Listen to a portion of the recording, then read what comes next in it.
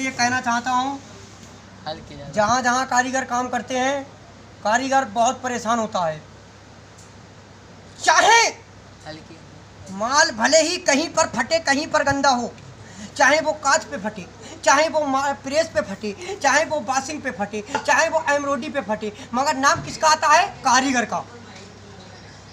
सभी ठेकेदार से शिकायत करता है कारीगर, पर ठेकेदार क्या करता है? उठाया, कलम चला दिया कि फलाना कारीगर ने फलाना पीस गंदा कर दिया है, उसके नाम में पीस डाल दिया जाता है। पर मेरे भाइयों, माल की इतनी हिफाजत करी जाती है। अब ये सफ़ेद माल है, हो सकता है ये कांच पे फट गया हो सकता है ये वॉशिंग पे फट गया हो, मगर नहीं मेरे भाइयों, नाम उसके ऊपर आएगा तो सिर्फ कारीगर का आएगा। ऐसा क्यों है? अरे मेरे मेरे मेरे मुश्ताक भाई, मैं मुश्ताक के यहाँ काम करता हूँ, जयपुर दर्जियों के रास्ते पे फैक्ट्री है, कभी भी आप आना तो वहाँ पे देख लेना। मैंने एक दिन अपने सेठ से बोला, अरे सेठ जी, ये आप पीस लेके आए हो, ये मेरा पीस नहीं है। मेरा सेठ बोला, नहीं ये उवैस तेरा पीस है। मैंने कहा, सेठ जी, मैं जब माल बनाया करूं, आप मशीन से माल चेक करके ले जाया करो। अगर उसकी गंदा हो रहा है, जब भी जिम्मेदारी मैं ही लूंगा। अगर वो माल फट रहा है, जब भी जिम्मेदारी मैं लूंगा। इसका मतलब ये तो नहीं है कि माल एक हफ्ते पहले मेरे पास से चला गया, आप कांच से फाड़ के लिया मेरे पास कि उवैस ये पीस तेरे नाम में डालूंगा। पर मेरे भाई, मैं ऐसा नहीं होने दूंगा। हाजिर मुझसे मेरा सेठ बोला, तू इतना बोलता है, एक बात बता,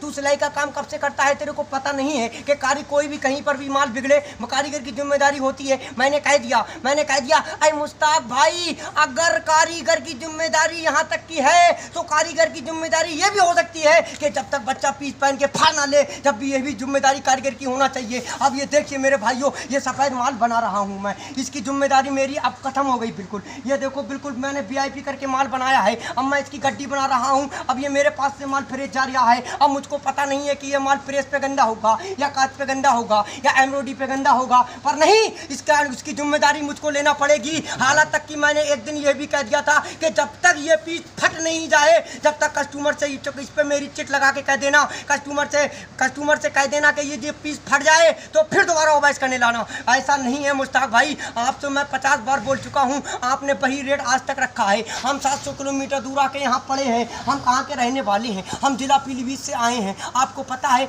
अगर हम इस माल को जरा थोड़ा स्पीड से नहीं बनाएंगे तो हमारे इसमें खाने खर्चे का पैसा नहीं निकलेगा। अरे मुश्ताक भाई, इतना तो आपको भी होना चाहिए कि रोटी अब से 3 साल पहले 4 रुपए की थी। जयपुर का आज वो हाल है, जो रोटी 5 रुपए की हो गई है, 7 रुपए की हो गई है, और आपको पता नहीं है महंगाई बढ़ती जा रही है, और आप उसकी जिम्मेदारी पूरी कारीगर के ऊपर क्यों डाल रहे हो? मेरे भाइयों, मैं सभी कारीगर से यह अनुरोध लेता हूँ कि सभी कारीगर अगर हड़ताल नहीं कर सकते तो अपने अपने ठेकेदार से ये बात कह सकते हो कि माल मशीन पे चेक करके दो और मशीन पे माल चेक करके लो, जब भी जाके ये ठेकेदार कहीं के सुधरेंगे। माल भरना मेरे भाइयों, ऐसे ही काटो, ऐसे ही भरते रहो, काटो, ऐसे ही कटवाओ पैसे, ऐसे ही कटवाओ, किसी को कोई फर्क नहीं पड़ता।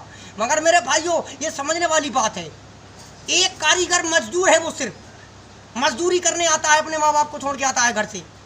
अगर उसको महीने में 15-16 हज़ार रुपये नहीं बचेंगे तो वो प्रदेश में क्या काम करेगा? अरे 200-250 रुपये तो वो घर में भी कमा सकता है। मगर नहीं मेरे भाइयों, इन ठेकेदारों से अनुरोध है, सभी ठेकेदार भाई और कारीगर भाई मेरी बात सुनते हो तो मेरी वीडियो को लाइक करना और इसको आगे से ज़्यादा फैलाएं, ताकि हर कारीगर तक मेरी वीडियो पहुंचे। और भी किसी भी कारीगर का पैसा नहीं कटना चाहिए। कारीगर की सिर्फ जिम्मेदारी मशीन की होती है, वो मशीन से माल चेक करके ले, अपना हेल्पर भेजे, माल चेक करके ले जाए, माल चेक करके यहाँ पे माल दे जाए, बस बात खत्म। अब आप सोचो कि जब तक कस्टमर पीस पहन के फाड़ ना ले, जब तक की जिम्मेदारी है, तो मुश्ताक भाई साहब, आप आपसे हाथ इतने जोड़ते हैं, मैं आपसे हाथ इतने जोड़ रहा हूँ, मेरा हिसाब कर दीजिएगा, मुझे घर भेज दीजिएगा। मुझे ऐसी जगह काम नहीं करना है कि जहाँ पर आए दिन अल्टर।